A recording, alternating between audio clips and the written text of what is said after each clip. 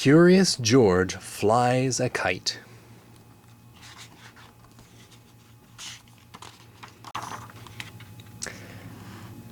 This is George. He lives in the house of the man with the yellow hat. George is a little monkey, and all monkeys are curious, but no monkey is as curious as George. That is why his name is Curious George. "I have to go out now," said the man with the yellow hat. "Be a good little monkey till I come back. Have fun, and play with your new ball, but do not be too curious." And the man went out. It was a lot of fun for George to play with his big new ball. The ball went up, and George went up, and the ball went down, and George went down. George could do a lot of tricks with his ball, too. This was one of the tricks. He could get up on the ball like this, or do it this way, with his head down. This was another trick George could do. He could hold the ball on his head like this. Look, no hands. What a good trick.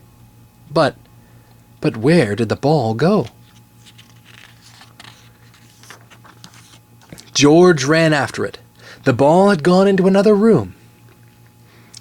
There was a big window in the room. George liked to look out of that window. He could see a lot from there.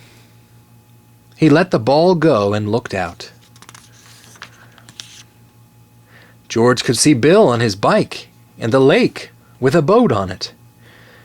George could see a big house in a little garden, and a little house in a big garden. The big house was the house where Bill lived. But who lived in the little house? George was curious.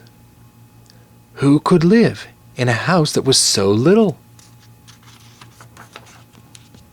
George had to find out, so he went to the big garden. The garden had a high wall, but not too high for a monkey. George got up on the wall. All he had to do now was jump down. So George jumped down into the big garden.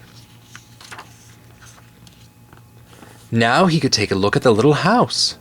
And what did he see? A big white bunny and a lot of little bunnies. George looked and looked and looked. Bunnies were something new to him. How funny they were. The big bunny was Mother Bunny. She was as big as George. But the little bunnies were so little that George could hold one of them in his hands. And that is what he wanted to do. How could he get a bunny out of the house? A house must have a door to get in and to get out. But where was the door to the bunny house? Oh, there it was. George put his hand in and took out a baby bunny. What fun it was to hold a baby bunny! And the bunny did not mind. It sat in his hand, one ear up and one ear down, and looked at George, and George looked back at it. Now he and the bunny could play in the garden. They could play a game. They could play Get the Bunny. George would let the bunny hop away, and then he would run after it and get it back. George put the bunny down. Then he looked away. 1, 2, run! The bunny was off like a shot. George did not look. Now he had to wait a little. 1, 2, 3, 4, he waited. Then George looked up. Where was the bunny? He could not see it. Where was it? Where had it gone? George looked for it here, and he looked for it there. He could not find it. Where was the bunny? It could not get out of the garden. It could not get up the wall the way George could. It could not fly away. It had to be here, but it was not. the bunny was gone, and all the fun was gone too. George sat down. He had been a bad little monkey. Why was he so curious? Why did he let the bunny go? Now he could not put it back into the bunny house where it could be with Mother Bunny. Mother Bunny! George looked up. Why, that was it! Mother Bunny could help him. George got up. He had to have some string. Maybe there was some in the garden. Yes, there was a string, and a good one, too. George took the string and went back to the bunny house. Mother Bunny was at the door. George let her out and put the string on her, and Mother Bunny knew what to do. Away she went with her head down and her ears up. All George could do was hold the string and run after her. And then Mother Bunny sat down. She saw something, and George saw it too. Something white that looked like a tail. Like the tail of the baby bunny, and that is what it was. But where was the rest of the bunny? It was down in a hole. A bunny likes to dig a hole and then go down and live in it. But this bunny was too little to live in a hole. It should live in a bunny house. So George got hold of the little white tail and pulled the baby bunny out. Then they all ran back to the bunny house. George did not have to put the string on the baby bunny. It ran after its mother all the way home. George took the string off Mother Bunny and helped them back into the house. Then Mother Bunny and all the little ones lay down to sleep. George looked at them. It was good to see the baby bunny back where it should be. And now George would go back to where he should be. When he came to the wall, he could see something funny in back of it. George got up on the wall to find out what it was.